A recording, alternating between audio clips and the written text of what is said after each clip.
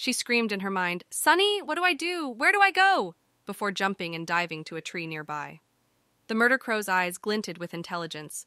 Its fake outrage didn't trick its little snack into trapping itself like its other, less interesting meals.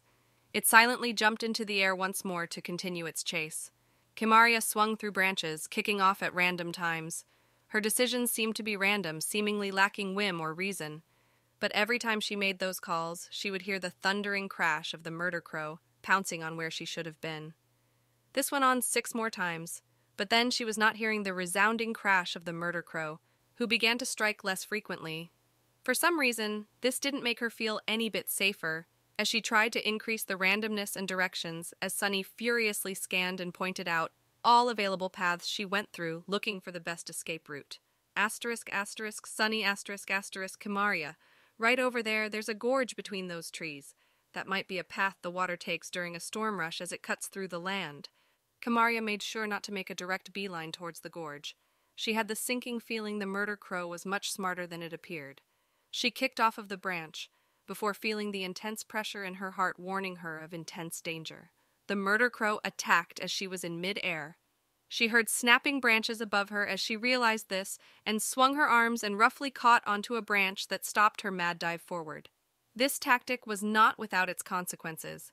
She felt like she nearly popped both arms out of her shoulders before a millisecond later, a massive shadow covering up her entire vision crashed through the area she would be at if she continued her dive forward in the air. Her heart beat extremely loudly, as if she just saw her own death before she dropped onto the ground and madly rushed towards the gorge less than 30 feet away. "I'm going to make it!" Asterisk, asterisk, Sunny, asterisk, asterisk. "It's too easy! Think of a better way, fast!" Kimaria stopped suddenly. At that moment, she heard shrill whistling noises and saw 2 sharp, 2-foot-long black pole-like objects impale the ground where she would have been if she didn't stop then and there. She immediately felt a cold sensation on the back of her neck. This feeling reached all the way down her spine before she dived behind the nearest tree on her right. The unnervingly shrill whistling noise was quickly followed by the sound of the tree on her back being stabbed into by more dark objects. She got up and dashed between and around trees as she made a slightly longer but safer route, using as many obstacles as possible against that flying beast. She was within 5 meters of the gorge, and the long, dark, and sharp objects kept reaching closer and closer to their mark. 4 meters away from the gorge before it nicked her left thigh, causing a stinging gash that wasn't particularly deep. Something not able to slow her down just yet, but it still increased the pressure on her, and the wound still started bubbling out in scarlet blood. She considered stopping and faking moves, but she felt it would not work. She had a feeling it really would just land on top of her and feed, so she just lowered her head and ran even faster, making sure to not run in a straight line. She got within 2 meters of the gorge before she noticed the ranged attacks were less and less frequent till they seemingly stopped. But by that time she had over 10 cuts all over her body. Some small, others way bigger. All she could smell was the scent of her blood. If anyone saw her at this moment, they would think she fell in a vat of red paint.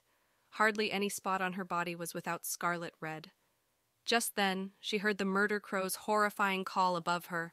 Her head grew fuzzy and heavy as fear and panic started building up right away. Kimaria felt like she was running through water as the pressure built up inside of her head, every moment becoming heavier and heavier till she felt her knees and neck could not bear the weight. She heard Sunny's voice yelling something to her, but it sounded so far away that she couldn't understand. She could only look up as she saw the murder crow hovering, its massive wingspan blotting the sky and making the winds go wild, and its ephemeral azure eyes where its head should be as it took its time to land, its piercingly blue eyes focusing and looking into hers. She felt such pressure outside of her as well as within.